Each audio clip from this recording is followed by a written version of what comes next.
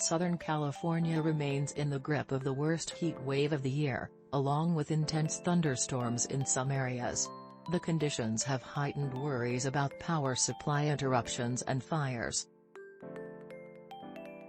Labor Day will be sweltering, with hot conditions continuing through Wednesday or Thursday.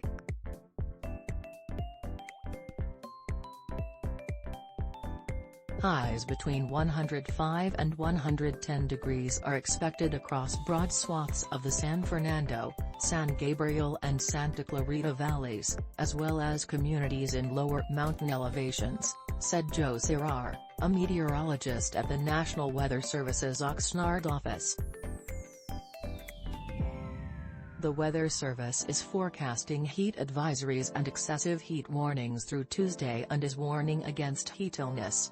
Thunderstorms, isolated showers and flash flooding are also forecast for the mountain and desert areas through Tuesday night. Sunday's heat broke temperature records across the Southland. In Los Angeles County, Burbank tied its old record of 110 degrees set in 1984. In Long Beach, temperatures reached 109, surpassing the record of 107 degrees from 1988. Officials issued another flex alert for California, calling for voluntary power conservation.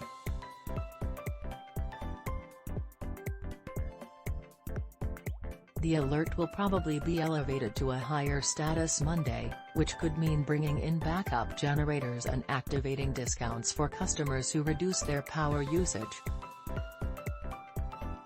Flex alerts call for consumers to reduce energy use from 4 to 9 p.m. to help ease stress on the power grid and avoid potential rolling blackouts. The California Independent System Operator, which operates the state's power grid, said the extended heat wave has driven the demand for electricity to the brink of overload.